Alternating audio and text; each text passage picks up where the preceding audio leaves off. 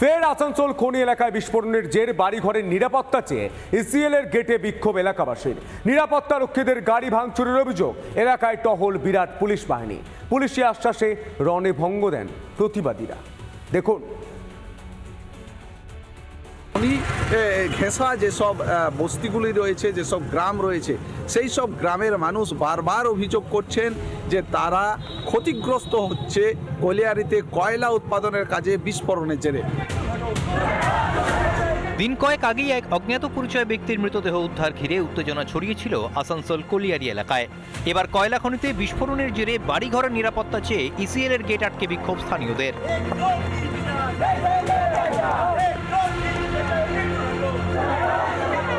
বারবার বলা হচ্ছে যে ব্লাস্টিংটা কম করুন, কিন্তু ব্লাস্টিং কম হচ্ছে না। বারকে বার ওরা আমাদেরকে বলে যাচ্ছে যে ব্লাস্টিং কম হবে, কিন্তু কম হচ্ছে না। আজ অনেক বড় ক্ষতি হতো, আমার 3টে বাচ্চা, আমার স্বামী মরে যেত।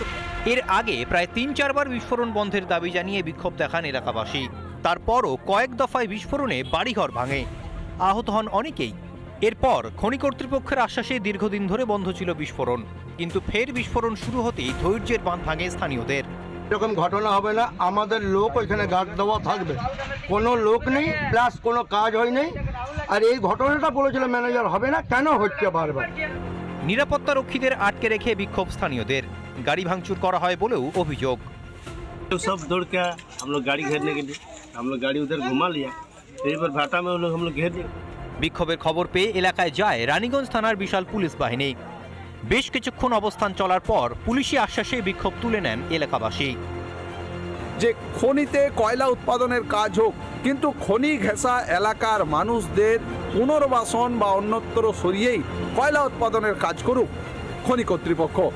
আসানসোল থেকে ব্রজ ব্যানার্জি, রিপাবলিক বাংলা। গোটা বাংলায় এখনো শিল্প কি 60টা? হ্যাঁ, দুর্গাপুরের ব্যস্ত এলাকা দাদা। মামরা বাজারের দর্জি দোকানের আড়ালে রমরমিয়ে চলছে 60টার ঠেক। সোশ্যাল মিডিয়ায় সেই ছবি ভাইরাল হতে গা ঢাকা দেয় কারবারিরা। ঘটনায় পুলিশ প্রশাসনের ভূমিকা নিয়ে প্রশ্ন ক্ষুব্ধ ব্যবসায়ী থেকে প্রশ্ন এলাকাবাসী। দেখুন, বিগত কয়েক বছর ধরে চলছে, ঠিক আছে। এগুলো আমরা অনেকবার প্রতিবাদ করেছি, জানিয়েছি, পুলিশ প্রশাসনকে জানিয়েছি, স্থানীয় যারা অনেকেই আছে সমাজসেবী তাদের জানিয়েছি, কোনো লাভ হয়নি। পুলিশে আমরা অভিযোগ করলেই কিছুদিন বন্ধ রাখে, তারপর আবার পুনরায় চালু হয়ে যায়। এবং যারা করছে তারা বুক ফুলিয়ে বলছে ওই কিছুদিন বন্ধ থাকবে, তারা কিছু করতে পারবে না, আবার খুলবো। প্রচুর মানুষ সর্বশান্ত হয়েছে। আপনি খোঁজখবর নিয়ে দেখলে দেখবেন 1-2 জন হয়তো সুসাইডও করেছে। 500 মিটারের মধ্যে পুলিশ থানা NTSPS থানা রয়েছে। ওনাদের মদত ছাড়া হচ্ছে বলে আমার মনে হয় না। ওনাদেরকে জানালে ওনারা কোনো ব্যবস্থা নেয়নি, ঠিক আছে। এবং পুলিশের মদত আছে, পুলিশের মদত ছাড়া এই জিনিস হতে পারে না। খেলা তো হয় জানি, কিন্তু প্রতিবাদ করতে গেলে একটা ভয়ের ব্যাপার, সেই জন্য কি বলতে চাই না, সেটা বলতে পারবো না। আছে ভয়ের ব্যাপার আছে, ভয়ের ব্যাপার মানে আছে, বলতে পারবো না বেশি কিছু। আপনার তো নিজেই জানবেন এসব। আচ্ছা, মানে কোথাও কি মনে হচ্ছে, যেহেতু আপনি মহিলা বললে, আপনার উপর একটা কোনো আঘাত আসতে পারে, বিপদ আসতে পারে? সেটা তো আছে। ভারত বাংলাদেশ সীমান্ত এলাকা থেকে এক অজ্ঞাত পরিচয়ের দেহ উদ্ধার। জলপাইগুড়ির বেরুবাড়ি এলাকা থেকে উদ্ধার হচ্ছে দেহ। চা বাগানে জল দিতে গিয়ে এক ব্যক্তির পচা গলা দেহ দেখতে পান।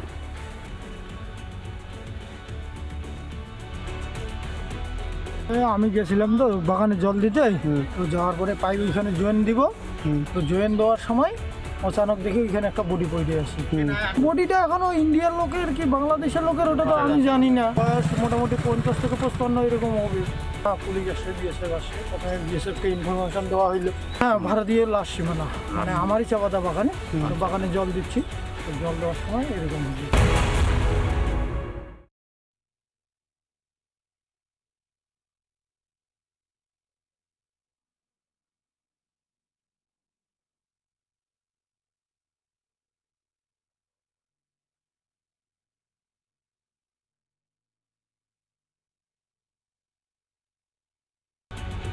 অভয়ার বিচার চেয়ে রাস্তায় নামার জন্য পুলিশ কলার ধরে প্রিজন ভ্যানে তোলে। এটা বাংলার ছবি, এটা ভাঙড়ের ছবি। স্বাস্থ্য ভবন অভিযানের আগেই ভাঙড়ে উত্তেজনা, প্রতিবাদে চলে রাস্তা অবরোধ। পথ অবরোধ তুলতে গেলে শুরু হয় পুলিশ ও প্রতিবাদীদের ধস্তাধস্তি। ঘটনায় বেশ কয়েকজনকে আটক করেছে পোলেরহাট থানার পুলিশ। দ্রুতদের মুক্তির দাবিতে বিকেলে ফের হাড়োয়া মোড়ে প্রতিবাদ বিক্ষোভ।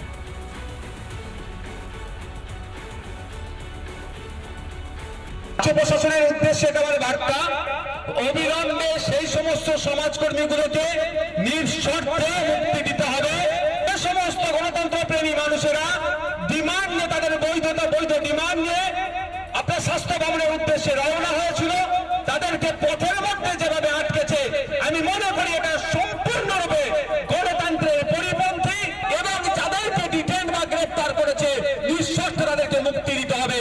অন্যথায় এর জবাব কিন্তু আগামী দিনে আমরা গণতান্ত্রিক প্রক্রিয়াতে মমতা ব্যানার্জি সরকারকে আমরা বুঝিয়ে দেব।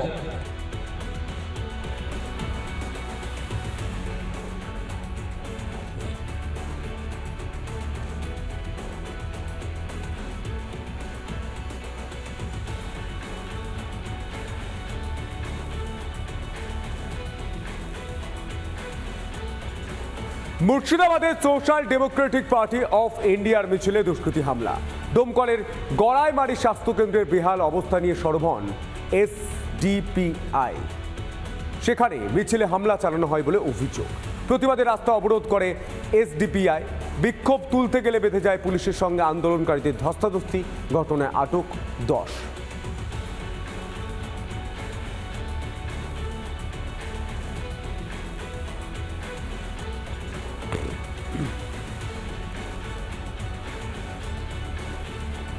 জাগুলিয়া এলাকায় মুন্ডহীন দেহ উদ্ধারের ঘটনায় 3 দিন পার, এখনো জানা যায়নি মৃতের পরিচয়। হাতের ট্যাটুর ছবি পাঠানো হচ্ছে পার্শ্ববর্তী বিভিন্ন থানায়। ঘটনার ভয়াবহতায় সিটিয়ে এলাকাবাসী। দ্রুত খুনিদের গ্রেপ্তার করুক পুলিশ, চাইছে স্থানীয়রা। এখনো পর্যন্ত সেই গলাকাটার দেহর মুন্ডু অর্থাৎ গোটা মাথা এখনো পর্যন্ত খুঁজে পায়নি তদন্তকারী কর্তারা। তারা বিভিন্ন প্রান্তে খুঁজেছেন। বুধবার ফের ঘটনাস্থল ঘুরে দেখেন তদন্তকারীরা। পুলিশের হাতে উঠে এসেছে একাধিক তথ্য। ধারালো অস্ত্রের কোপে আলাদা ধরমুণ্ড। কসাইরা মূলত এই অস্ত্র ব্যবহার করে, তেমনই কোনো অস্ত্র ব্যবহারের সম্ভাবনা। রাতে মদের আসর বসে জমিতে, সেখানেই খুন করা হয় ওই যুবককে। মৃতের পরিচয় লোপাটেই এই নৃশংসতা। মৃত ব্যক্তির হাতের ট্যাটু দেখেই তদন্ত এগিয়ে নিয়ে যেতে চাইছে বারাসাত জেলা পুলিশ। ইতিমধ্যেই ট্যাটুর ছবি পাঠানো হয়েছে সমস্ত থানায়। পুলিশের বিশেষ টিম তারা তল্লাশি চালিয়েছেন। পুলিশ কুকুর দিয়ে তল্লাশি চালানো হয়। চাষের যে জমি, মাঠের বিভিন্ন প্রান্তে যেখানে চাষযোগ্য, যেখানে বা চাষাবাদ হয়, প্রত্যেকটি ক্ষেতের মধ্যে গিয়ে পুলিশ তারা আলাদা আলাদাভাবে তল্লাশি করেছেন। লোকালয়ের মধ্যে এ ধরনের হারহিম করা খুনের ঘটনায় ভয় সিটিয়ে রয়েছেন স্থানীয়রা।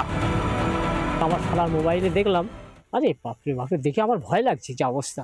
এই তো এই আশপাশে কোথায় ফেলেছে নাকি কি জানি, কিন্তু পাওয়া তো মুশকিল ব্যাপার। এলাকাবাসীর অনুমান, মৃতের মুন্ড নিয়ে চম্পট দিয়েছে খুনিরা। বলতে বলে আশেপাশে ফেলেনি, ওরা অন্য কোথাও নিয়ে ফেলে। প্রশাসনকে দেখতে পেয়েছেন সকাল থেকে এই আশপাশে? না, আজকে সকালে তো দেখিনি। তো পুলিশ এসেছিল আজকে? না, আজকে দেখিনি।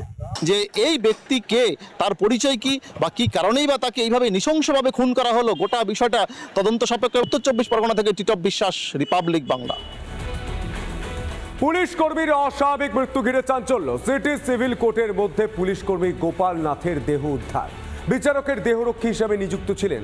নিজের সার্ভিস রিভলভার দিয়ে গুলি করে আত্মঘাতী বলে প্রাথমিক অনুমান। দেখুন।